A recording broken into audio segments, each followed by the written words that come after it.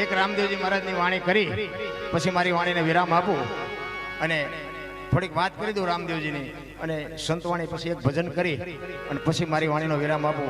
એ વાત કરીને પછી ભજન ચાલુ થાય ને તો મોજ આવે તો વરી જાય. કારણ કે નાણું તો કદાચ કાલે આપણે સુરેન્દ્રનગર જઈશું તો મળી જાય, પણ આવું ટાણું ઘડીકમાં નહીં મળે. પછી ઘણા એમ થાય કે આપણે દર વર્ષે કરવી જ છે ને, પણ આવતા વર્ષમાં પછી આપણે હોય તે ન હોય એટલે આ ટાણું નહીં મળે. રામદેવજી મહારાજ નો એક પ્રસંગ કહી દઉં તમને. રામદેવજી મહારાજ જ્યારે એમને સ્વધામ જવાનું થયું ને ત્યારે એમના કુટુંબને ભેળું કરી અને રામદેવજી મહારાજ કહે છે કે હવે મારો સમય થઈ ગયો અને મારી તૈયારી કરો, મારે સમાધિ થવાનું છે. પણ જગત તમને ગમે કે પણ સમાધિ ખોલવાની વાત ન કરતા, કારણ કે હરભુજી એમના માસીના દીકરા ભાઈ થાય. હરભુજીને વચન આપ્યું હતું કે હું તમને મળ્યા સિવાય જઈશ નહીં.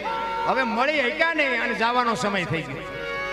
જોકે રામદેવજી મહારાજના ઉપાસકો તમારા અહીં ઘણા છે, એટલા માટે રામદેવજીની મહારાજ એટલા માટે વાત કરવી છે.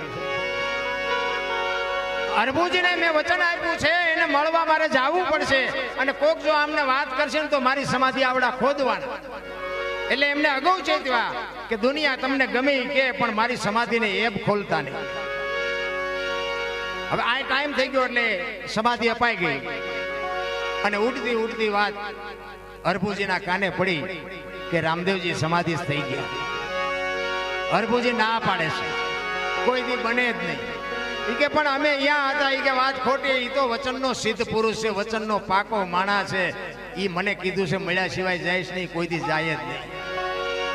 એ કે પણ અમે ન્યા જ હતા અને અમે મોટી માટી નાખી છે. એ કે વાત બધી બરોબર, પણ હું અહીંયા જાઉં અને પછી પાકો કરું પછી ખબર પડે, ત્યાં સુધી ન ખબર પડે. અને હરભુજી ત્યાંથી ઘોડા ઉપર બેહી અને નીકળે છે. બગડતા ધમા